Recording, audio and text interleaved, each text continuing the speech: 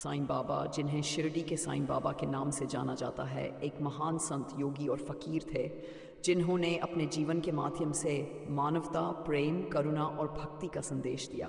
उनका जन्म और प्रारंभिक जीवन रहस्यमय है, लेकिन वे मुख्य रूप से महाराष्ट्र के शिरडी नामक गांव में रहे और वहीं से उन्होंने अपना उपदेश दिया। प्रारंभिक जीवन। साईं बाबा के जन्म और माता पिता के बारे में कोई ठोस जानकारी उपलब्ध नहीं है। ऐसा कहा जाता है कि उनका जन्म 1830 के आसपास हुआ था। कुछ लोग मानते हैं कि वे हिंदू ब्राह्मण परिवार में जन्मे थे, लेकिन बचपन में ही एक मुस्लिम फ़कीर ने उन्हें गोद ले लिया। बाबा ने कभी भी अपने जन्म और परिवार की जानकारी नहीं दी, क्योंकि वे मानते थे कि सभी धर्म समान हैं। शिरडी आगमन। साईं बाबा पहली बार शिरडी में लगभग 1850 में आए। वहाँ वे एक नीम के पेड़ के नीचे तपस्या में लीन रहते थे। कुछ समय बाद वे गांव से चले गए और लगभग 1850 में फिर से शिरडी लौटे। इसके बाद वे जीवन भर शिरडी में ही रहे। उपदेश और शिक्षा। साईं बाबा ने लोगों को धार्मिक सहिष्णुता, प्रेम और मानवता का संदेश दिया।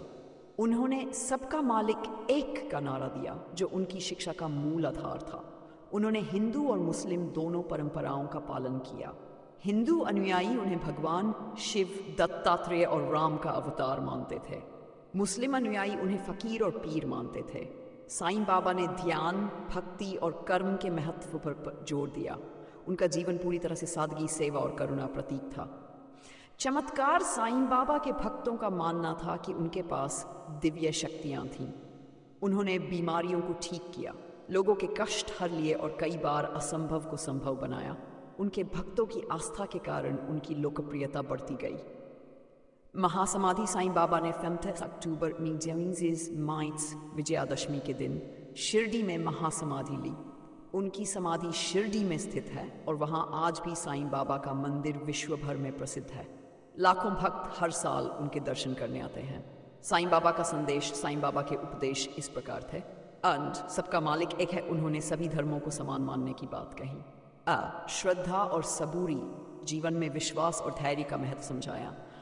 सेवा और परोपकार। उन्होंने ज़रूरतमंदों की मदद करने और दयालु बनने पर जोर दिया। निष्कर्ष। साईं बाबा का जीवन एक प्रेरणा है। उन्होंने धर्म, जाति और पंथ से ऊपर उठकर मानवता का संदेश दिया। उनका जीवन और उपदेश आज भी लाखों लोगों को प्रेरित करता है।